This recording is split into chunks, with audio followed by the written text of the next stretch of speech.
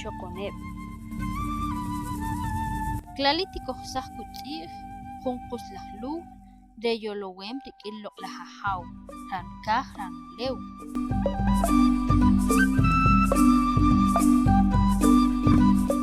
Cerro Xoconep, ubicado en la parte nororiente a 1 kilómetro del casco urbano de Uspantán, también conocido como altar ceremonial. En el Cerro Xoconep encontramos varios altares ceremoniales.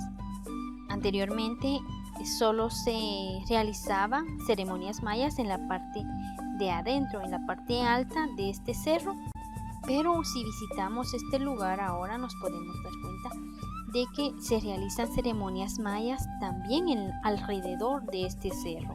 Entonces, el Cerro Xoconep, un lugar muy sagrado para nosotros.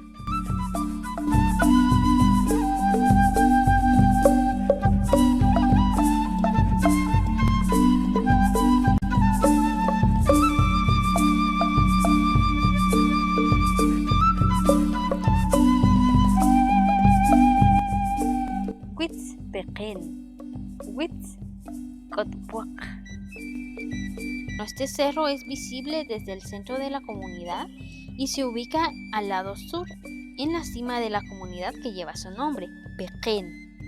Pues en este cerro también podemos nosotros observar, si lo visitamos, que hay muchas personas que realizan ceremonias mayas, realizan oraciones en ese lugar.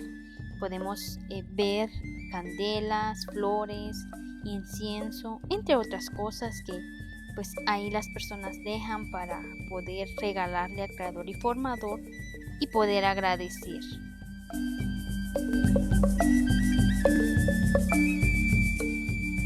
Tawtaqa kisaq ij pijkojij a'aq te'taqrej k'aslimalaq como waq taqej ninkuchurqa k'aslimal rilij chak chaluj likanyel jutqamam qatit chiqyoj rilij chak re'oj loq' tqak'omo waj re ajaw loq' qakila' tqakoj taqatz'ij loq' b'iqate' qachoq' loq' b'iqak'omo waj juntir juli kanyel julaq re chaq wichikin nik'arik k'iy lur chik kanyel pent kare'oj kitat qach'ab' wach rajuax b'aka'oj tqasolaj tralugri riloq' tiqil nen kanyel julaq isqamam qatit chiqyoj.